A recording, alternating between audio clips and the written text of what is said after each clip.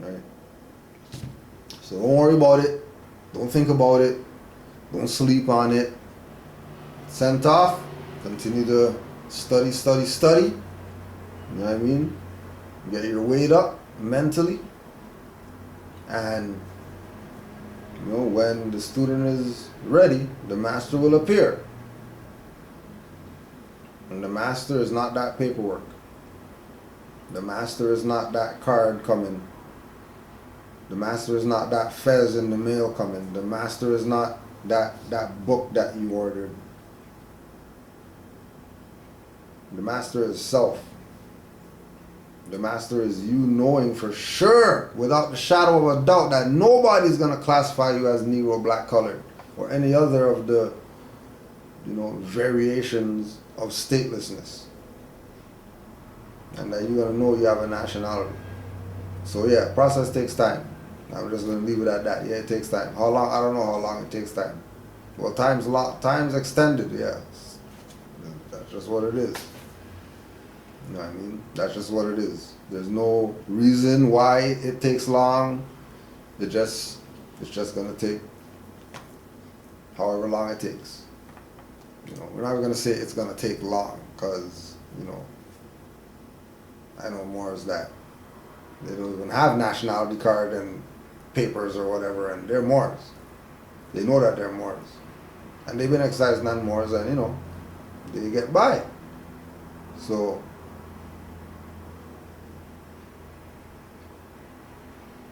second one was, oh, the highlight. The highlight in red is just so that you know that that's where you change, and that's the only thing on the whole document that you're supposed to change. Don't change anything else. Don't add anything. Don't put any excerpts. Don't put any, oh, I think I need to. You don't have to do anything. Documents as perfect as it can be. You can't add on to it. You can't make it better. All you have to do is just change that red part. And then what you have to do is you have to put that back to black. So if you get one red, they might send all of them back, or they might do the two of them and then send back the red one. You know what I mean? I would suggest, you know, might as well just get a black one done and send that out, so that, you know, speed up your process, right?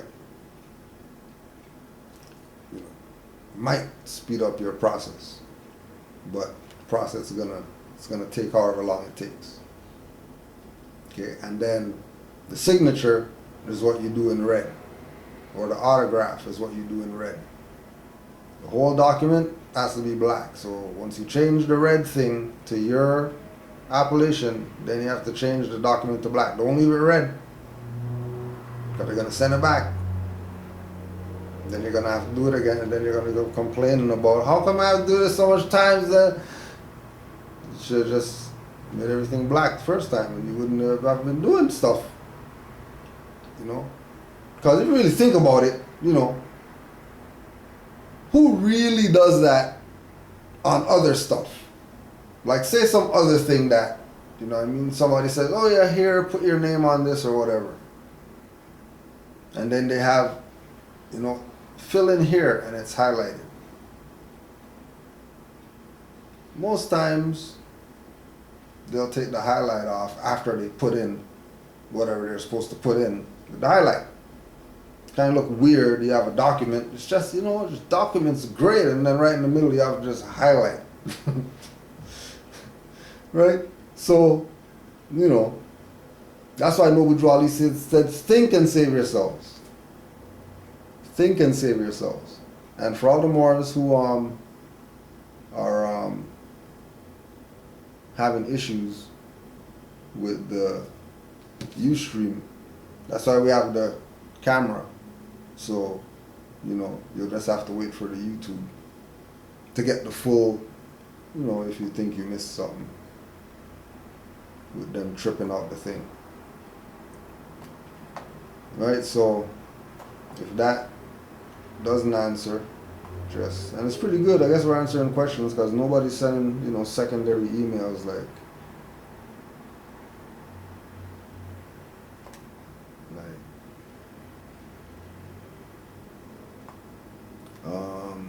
Islam more. I want some information on inter-territorial travel. What is the acceptability rate of the more American identification for travel from territory to territory? What has been your experience in crossing so-called borders in Northwest Amexem? Well, so there's no so-called borders in Northwest Amexem. Well, Northwest Amexem is under occupation, so there are fictional borders created that separate our territories. And the acceptability rate of the more American identification for travel and nationality identification is, it works. That's the acceptability rate. That we know Moors who have used it to get on planes in the jurisdiction of Northwest Amexem. I have not heard of a Moor that has used it internationally yet. So I can't answer what the acceptability rate is internationally, but in Northwest Amexem, right, Moors have used their nationality cards to go on a plane and travel throughout Northwest Amexem.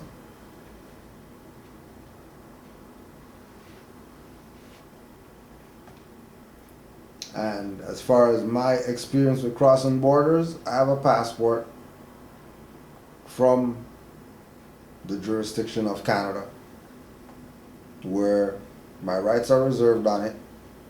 I have my fez on in the picture, and wherever I'm going, I'll get stopped and I don't have any issues. Brother Mario Bay has a passport. He got stopped at the border, but they identified him by his nationality card, not the passport. Which, you know, that's a toss-up one, because, you know, like, they don't recognize Moors. They don't know who the Moors are. Even though he has a passport, they called him by the name on the nationality card, not the name on the passport. But they don't recognize who the Moors are. So, you know, like I was telling a Moor the other day, there's many ways to skin a cat. You know, you just navigate as a Moor. And what is to manifest will manifest, whether positive or negative. Because it all comes down to, are you vibrating on the frequency of your ancient foremothers and forefathers? Not that you have to be them how they were, but they had a particular, you know, mindset. They were vibrating on a particular frequency. They would know that, you know, tonight's full moon. So, you know, when you see what happens, we'll see what, you know, we saw what was leading up to the full moon, so we'll see what happens after. See what's in the news tomorrow. See what the propaganda machine is pushing tomorrow. Then we'll know what's good. Islam, Canaanland Moors. This may make you laugh. Oh boy.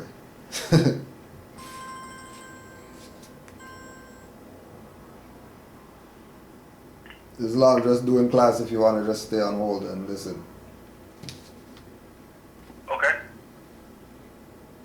Hello? Yeah, alright. Islam, Canaanland Moors, this may make you laugh. I just used my national identification card for the first time a couple days ago, everything well, and I shared that information with the sisters on Sisters Standing on Law. Well, today I used the card in the most unconventional way. I was parked with my truck at a service station, not a truck stop. After several hours of being, the owner or manager comes banging on my door to tell me I have to move right now. This is private property, and he didn't care if I would get a ticket for violating my hours of service rules. He was rude as hell. I explained it to him and even asked if he could give me one more hour. Finally, he told me I could stay parked if I paid $40. Long story short, my company was not paying for it either. The co-signee I was delivering to agreed to allow me on site early, but before I left the location, I went to the store to purchase a couple items. Most people would not have patronized the establishment, but I am not most people. When I went into the store and brought my items to the counter, I put my national identification on the counter. He laughed, saying, "I don't need to see your ID. What are you about, 70? I replied, I didn't show you for my age. I showed it to you because you needed to see it. Maybe you'll recognize it." And then I pointed to the flag to draw his attention, and he said, "You are operating on my land. Moors." You should have seen the response he gave me. It was exactly the same look that a puppy gives its owner when it knows it's in major trouble. I picked up my nationality card and items, signed my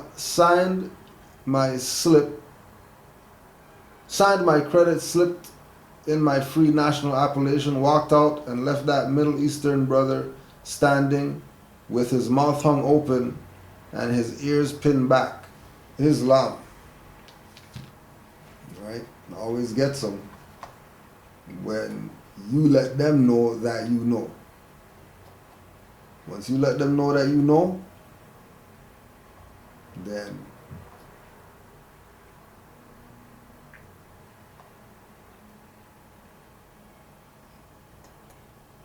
they will either back the hell up or come at you harder.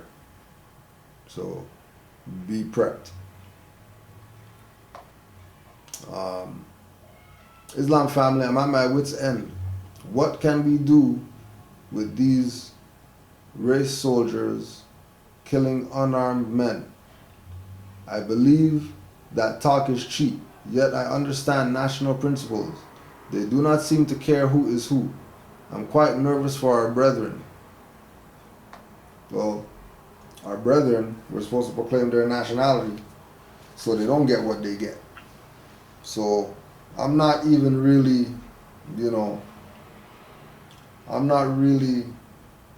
everybody has a purpose. Put it like that. Everybody has a purpose. Victim and shooter. Everybody has a purpose. What did you get from it? You get something? You learn something from that? Did you learn, maybe stop buying toy guns for your children? Did you learn that lesson from somebody's son getting shot because of a toy gun? Did you learn maybe, you shouldn't be talking, belligerent. Humble yourself. Intelligent tone. You learn that lesson from somebody getting killed. Everybody has a purpose. And since we're all human beings, everybody's purpose is to affect another human being in some way, shape, or form. It might be one time in 99 years. That was it. So everybody has their purpose. Dude had his purpose. Said, yo, I'm alpha male or whatever, and I'm gonna Get down with the get down. Anybody else who's down, let's get down. Got their purpose.